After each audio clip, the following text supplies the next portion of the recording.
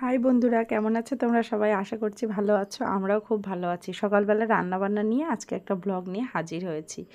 দেখো, সেই যে আগের দিন দেখিয়েছিলাম তোমাদের যে গাছে আমাদের এঁচোড় হয়েছে, সেখান থেকে আজকে সেই এঁচোড়টা আজকে চিংড়ি দিয়ে রান্না করেছি। আর এইখানে দেখো, এঁচোড়টা দারুণ কালার এসেছিলো। আজকে ওমসোনাকে সকালবেলায় আমি অ্যাপেল সুজি দিয়েছি। আর সারাদিনে ও একবার খিচুড়ি খেয়েছে। আর ওমসোনাকে ডিম কিন্তু দিতেই পারছি না, কারণ ডিম মুখে দিয়ে খাইয়ে দিলে মাঝে মাঝে খাচ্ছে, আবার মাঝে মাঝে ফেলে দিচ্ছে। তো যাই হোক, এখানে করেছে হচ্ছে মোচা বাটা, সেটা চিংড়ি দিয়ে। চিংড়ি মাছের মাথাগুলোকে আলাদা করে নিয়েছিলাম, আর সেটা দিয়ে মোচাটাকে বাটা করেছি। এই পদ্ধতিতে আমি প্রথম মোচা বাটা করলাম, পেঁয়াজ রসুন দিয়েছি, খেতে দুর্দান্ত হয়েছিল। আর এই মোচা বাটা দিয়েই প্রায় অর্ধেক ভাত আমার খাওয়া হয়ে গেছে। তো যাই হোক, তোমাদের সবার সোনামণিরা কেমন আছে? ওয়েদার চেঞ্জ হচ্ছে, সবারই শরীরটা খারাপ হচ্ছে। আমি দেখো ওমসোনাকে রেখে এবার যাচ্ছি স্কুলে। প্রত্যেক দিন ওমসোনাকে স্কুলে মানে রেখে যাওয়ার সময় মনটা ভীষণ খারাপ হয়ে যায় এখন, কারণ ওমসোনা এখন বুঝতে শিখে গেছে যে আমরা এবার কোথাও একটা বেরোবো। আর আমাদের যাত্রাপথে দেখো এই একটা জলের ট্যাঙ্ক তৈরি হচ্ছে আর কি। ওমসোনা যখন আমি স্কুল থেকে বাড়ি ফিরি, তখন প্রথম কাজ থাকে হচ্ছে আমার টিপটাকে তোলা। আর আমি টিপ পরতে ভীষণ ভালোবাসি। আর স্কুল থেকে এসে দেখো, ড্রেস চেঞ্জও করতে দেয় না আমাকে, প্রথমে আগেও ফিট করে, কোনো কোনো দিন ঘুমিয়ে যায়, কোনো কোনো দিন ঘুমায় না, এইভাবেই আর কি দিন চলে। তারপরে তো আরো কাজ আছে। একটা জিনিস তোমাদের সঙ্গে আজকে শেয়ার করার আছে, যে আমার ছেলেকে ইতিমধ্যেই আমরা ইংলিশ মিডিয়াম থেকে ছাড়িয়ে বাংলা মিডিয়ামে নিয়ে এসেছি। আর কেন, সেটাই আজকে তোমাদের সঙ্গে শেয়ার করব। দেখো, আমার ছেলেকে একদম 4.5 বছর বয়সে আমরা ইংলিশ মিডিয়াম স্কুলে ভর্তি করেছিলাম। অনেক আশা, অনেক স্বপ্ন নিয়ে, অনেক কষ্ট করে আর কি ইংলিশ মিডিয়াম স্কুলে ভর্তি করেছি। কিন্তু হঠাৎ করে এর মধ্যে আমাদের জীবনে ঘটে গেছে বিশাল পরিবর্তন। ওমসোনা হবার পর আমাদের যখন আমাদের আশা ছিল যে ওমসোনা হয়তো ছেলে হবে না, মেয়েই হবে, সেই জন্য প্ল্যানিং ছিল যে মেয়ে হলে আলাদা স্কুলে দিলেও হয়তো কোনো প্রবলেম নেই। কিন্তু যখন দেখলাম যে আমাদের আবার আর একটা ছেলে হলো, তখন সেটা তো কখনোই সম্ভব না যে দুটো বাচ্চাকে দুটো স্কুলে পড়াবো। দ্বিতীয় কারণটা হচ্ছে, দুটো বাচ্চাকে একই স্কুলে পড়ানোর মতো সামর্থ্য আপাতত আমাদের নেই, হয়তো ভবিষ্যতে হলেও হতে পারে। তোমরা সবাই জানো যে তোমাদের দাদাভাই কোনো সার্ভিস করে না।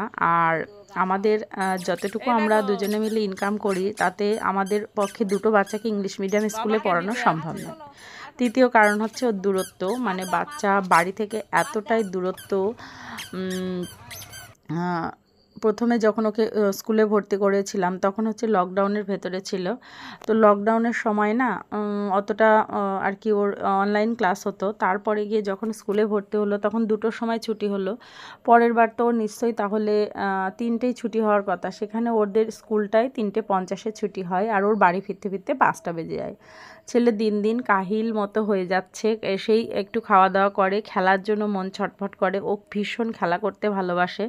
যখনই ও একটু খেলা করতে যাচ্ছে, হয়তো সময় পাচ্ছে না, আর যদিও বা খেলা করছে, তখন কিন্তু বাড়ি এসে আর পড়তে পারছে না। তাছাড়া মানে টিফিনের একটা ব্যাপার আছে, ও যেহেতু বাড়ির খাবার খায় না। দেখো এই আজকে কি কি রান্না করেছে, এটা পরের দিনের ব্লগ। এটা মাছটা করেছিলাম। আর একটা জিনিস তোমাদের সঙ্গে শেয়ার করি, দেখো এই মাছটা রান্না করেছিলাম। আর আমাদের স্কুলের কলিগ, না একজন কলিগ আর কি, স্কুলের থেকে ট্রান্সফার হয়ে গেছে। হঠাৎ করে মনটা মানে এতটা খারাপ, আর জানি না, ওই মাছটা না নিয়ে গেছিলাম ওনার জন্য। তো যাই হোক, দেখো আমি একটুখানি ভিডিও ক্লিপস তুলেছি। উনি বাচ্চাদের এতটাই ভালোবাসতেন, এত পছন্দ করতেন। এই লকডাউনের মধ্যে উনি স্কুলে জয়েন করেছিলেন, কিন্তু ওনার বাড়ি থেকে আমাদের স্কুলের দূরত্ব এতটাই বেশি যে ওনাকে স্কুল ট্রান্সফার করতে হলো। আর বাচ্চাগুলো ভীষণ কান্না করছিল উনি চলে যাচ্ছিলেন বলে। তো যাই হোক, উনি ওই বাচ্চাটাকে কোলে নিয়েছিলেন। আমি সেই সময় একটু ক্যামেরাবন্দি করেছি। এটা মানে ছুটির সময় আমাদের, এটা বিকাল 4টের দিকে তোলা একটুখানি ছবি।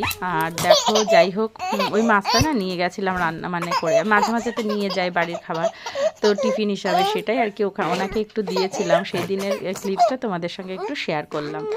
যাই হোক, পরের দিনের ভিডিওতে আমি ওমসোনার জন্য যে খাবারগুলো তৈরি করি তোমাদের সঙ্গে শেয়ার করার চেষ্টা করব। আর ওমসোনা জানো তো এখন অনেকটা দুষ্টু হয়েছে। আমি যখন রান্না করি আমার সাইডে চলে আসে, তারপরে ছুটে ছুটে দৌড়ায় আর পেছনে এসে জড়িয়ে ধরে মাম খাবো বলে মানে চিৎকার করে। এইসব জিনিসগুলো না একটা আলাদা জিনিস। আর তোমরা তো জানোই টডলার মমসদের মানে ব্যাপারটা কতটা চাপের থাকে।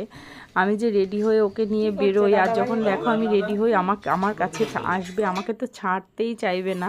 আর যখন আমি পুরোপুরি বেরিয়ে যাই বাড়ি থেকে, ওর বাবা তো আমাকে নিয়ে যায় বাইকে করে, তো ওই বাইকে ও ওঠার জন্য খুব কান্না করে। ও ঠাম্মি ওকে নিয়ে আলাদা জায়গায় চলে যায়, লুকিয়ে যায়। তারপরে আমি কিন্তু স্কুলের জন্য বেরিয়ে যাই। সত্যি মনটা ভীষণ খারাপ লাগে। আমি হয়তো নিজে যদি না যেতাম তাহলে অন্যরা কেউ আমার সামনে এরকম গেলে আমিই হয়তো বলতাম যে বাবা কি করে বেরোয় মা হয়ে এরকমভাবে ছেলেকে রেখে। আমি যখন আজকে আর কি যখন বাড়ি ফিরছিলাম তখন আমাকে কয়েকজন বলছিল যে তোমার ছেলে খুব কান্না করছিল।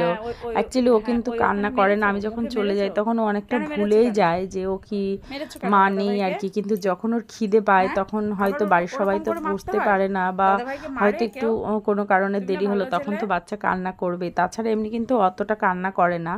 যখন অসুস্থ অবস্থায় থাকে তখন আমি কিন্তু ছুটি নিয়ে নিই। যাই হোক, আমরা যারা চাকরি করি তাদের জীবনটা কিন্তু অন্যরকমভাবেই চলে। যতই তুমি চাকরি করো আর যাই করো, বাইরের কাজ সামলাও, সন্তানের জন্ম দেওয়া মেয়েদের প্রধান ধর্ম, এটা তো তাকে পালন করতেই হবে। আর সেই সঙ্গে বাচ্চা প্রতিপালন, মায়ের মমত্ব, বাইরের কাজ, তারপরে সংসারের কাজ, সমস্ত কিছু সামলে ওঠা, পেরে ওঠাটা মানে তোমাকে পারতেই হবে। যদি তুমি পারো তাহলেই তুমি আদর্শ নারী হিসাবে সমাজে ভূষিত হবে। আর যদি তুমি বাইরের কাজটাকে প্রাধান্য দাও, বাড়ির কাজটাকে না করো, তাহলে কি হবে, মনে হবে যে তোমারও কোথাও একটা খামতি থাকবে। যারা আমরা পরিপূর্ণ সংসার করতে ভালোবাসি তাদের বিশেষ করে বেশি অসুবিধা হয়।